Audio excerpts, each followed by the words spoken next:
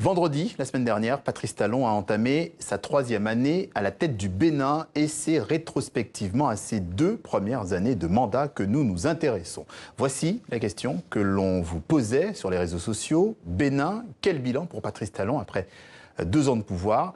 Avec nous, ce soir, notre confrère Doussi Saïssi, journaliste béninois. Bonsoir. Bonsoir Patrice. Alors pour bien comprendre les enjeux de ce bilan, on va s'appuyer sur le Présimètre, un rapport établi par 20 experts locaux. Le document dresse le bilan des promesses tenues ou non par le président béninois. Ce rapport a été lui aussi présenté officiellement vendredi dernier. Alors, on rappelle quand même, on le rappelle, 198 promesses de campagne à la base. Voici le découpage depuis la prise de fonction. 114 promesses sont en cours de traitement. Cela représente 58% du bilan. 42 promesses attendent d'être enclenchées, 33 promesses ont été tenues et 9 non tenues. Cela représente un peu plus de 4% de l'état des lieux. C'est à consulter en détail sur le site presimètre.vote229.org. Alors déjà, de prime abord, qu'est-ce que ça vous inspire, Doussi Saïssi?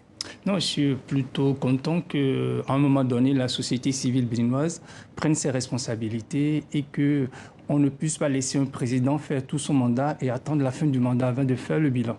Donc c'est une nouvelle méthode de mesurer à chaque moment les progressions qui sont faites quant à l'exécution d'un programme d'un candidat qui devient président de la République.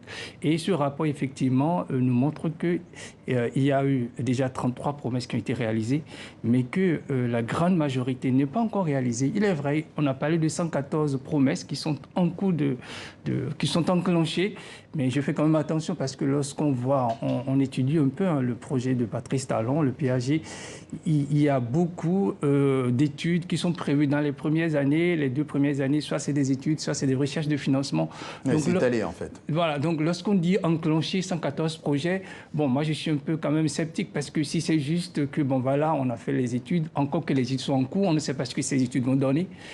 Mais par contre, si les 114 projets qui sont en cours et les 33 qui sont déjà réalisés sont faits à la fin de son mandat, ça veut dire qu'au moins, il y aura près de 75% de son projet de ses promesses qui seraient réalisées, ce qui serait quand même appréciable. Et je crois que s'il arrive vraiment à faire aboutir les 114, en plus déjà des 33, ce serait déjà pas mal. Ouais, donc vitalité en tout cas de la démocratie béninoise. On va s'intéresser à ce que dit l'un de nos internautes, Placide Hadji. Il se méfie de ce président qui vient du monde des affaires. Alors il dit comment peut-on croire en la sincérité de cette lutte contre la corruption si les salaires et la déclaration des biens du chef de l'État et de ses ministres restent un secret? Est-ce qu'il y a une tendance ou une tentation chez le président Talon à fonctionner de manière opaque? Opaque, je vais dire, il vient du monde privé, il a des méthodes de manager et il attend des résultats tout de suite. Ce n'est pas un politique, ce n'est pas quelqu'un, par exemple, ça se voit actuellement avec la tension qu'il y a au pays par rapport aux syndicats. Politique traditionnelle, c'est ça, hein, oui, pas oui. politique traditionnelle. Parce qu'à ce moment, il y a une tension, parce que les syndicats, notamment dans le secteur de l'enseignement, de la santé, sont en grève, et il n'a pas cette patience qu'ont les politiques de vraiment négocier pour avoir des résultats.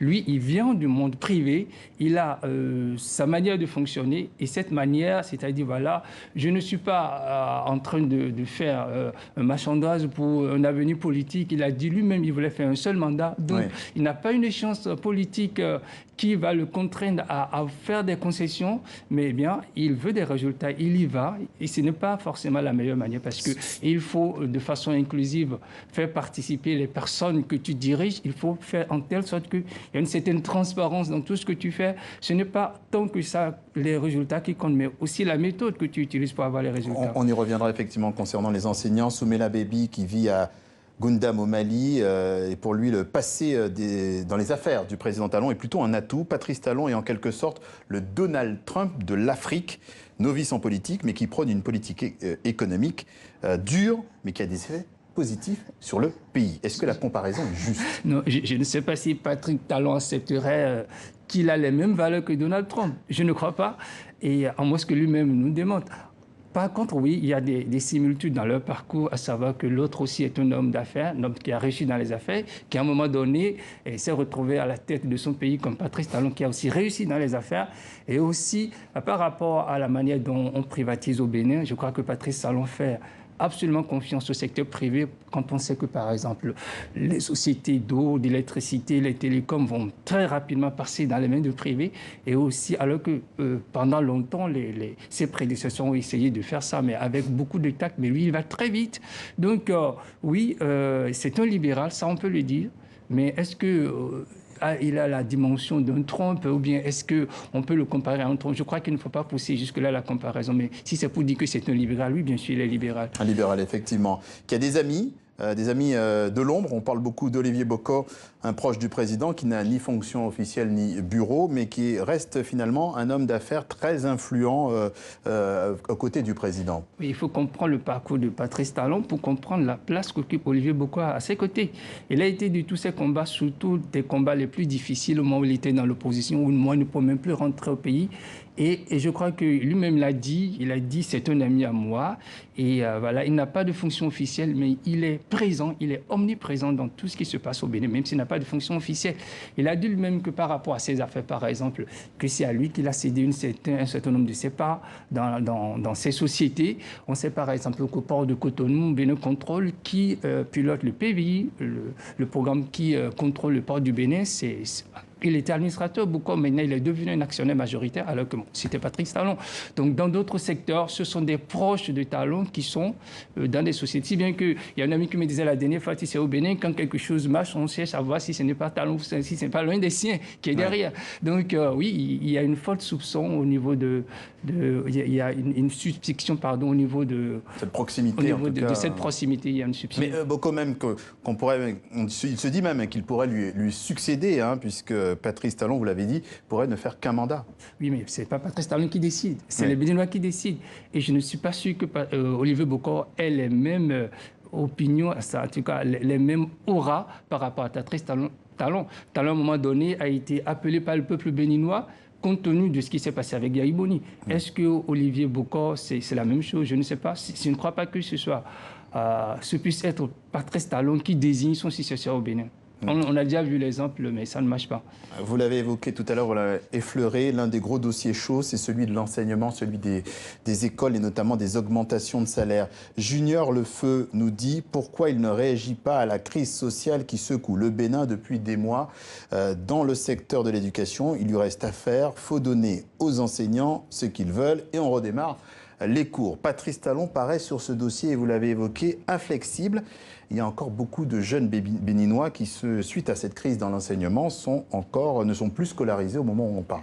Oui, il faut quand même dire qu'il a rencontré les syndicats. Il y a eu plusieurs rencontres à la présidence de la République avec lui et avec son ministre d'État, M. Abdoulaye Biotchani, qui dirige quand même une bonne partie du pays, et que ces rencontres n'ont pas abouti à des résultats concrets qui puissent permettre aux syndicalistes de reprendre le travail. Je respecte beaucoup les syndicalistes parce que ce sont des gens qui luttent pour leurs confrères, leurs collègues. Ce sont des associations corporatistes qui œuvrent pour le bien-être de la population. Et quand on sait, par exemple, qu'ils sont en train de réclamer le relèvement du SMIC ou bien, par exemple, une augmentation de salaire qui leur permet quand de mener une vie digne, je crois que c'est des gens qu'il faut respecter.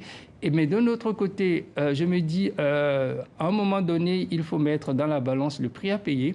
Si le prix à payer, c'est d'avoir encore une année blanche au Bénin, je ne sais pas si devant l'histoire, que ce soit les syndicalistes, que ce soit Patrice Talon, qu'ils puissent un jour répondre de cela. Donc moi je dis il faut plutôt poursuivre le dialogue. Il y a une stratégie qui consiste à diviser les syndicalistes, on a vu avec d'autres présidents, mais je ne crois pas que ce soit la meilleure façon. Je crois qu'il faut écouter ces gens-là. Si actuellement l'échéance ne permet pas de les satisfaire tout de suite, mais bon, il faut prendre le peuple béninois témoin. Non, il faut être patient. Oui, il faut être patient. C'est-à-dire que du côté des syndicalistes, ils doivent montrer des sentiments traitables, à savoir qu'à un moment donné, si ce qu'ils demandent n'est pas possible tout de suite, eh bien, s'il faut reprendre, pour moi, ce n'est pas un échec. Si vous revendiquez quelque chose et qu'on ne peut pas vous donner, on a vu ici des syndicalistes faire des actions qui n'ont pas abouti, qui n'ont pas empêché des réformes, mais ça ne veut pas dire qu'ils ont échoué. Donc, je crois qu'il faut plutôt mettre au centre l'intérêt général du pays et aussi l'intérêt particulier de ces élèves qui, depuis janvier, ne vont plus à l'école. Dans le secteur de la santé aussi, il faut quand même, imaginez des centres de santé qui n'ouvrent plus parce que les populations qui ne peuvent plus se soigner. C'est quand même dramatique. Dans le secteur de la justice aussi, c'est pareil. Des prisonniers, enfin des présumés coupables qui sont dans les prisons, qui ne pourront pas être jugés tout de suite parce qu'il y a grève dans le secteur. C'est quand même assez dramatique.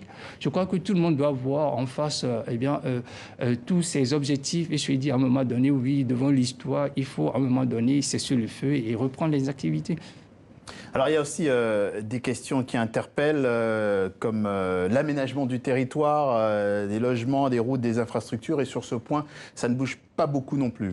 Comme je vous le disais, quand on lit le PAG, les 2 premières années sont consacrées à des études et à des recherches de financement. Je ne sais pas s'ils ont bouclé les financements pour que sur le terrain, les gens puissent constater de façon palpable les réalisations.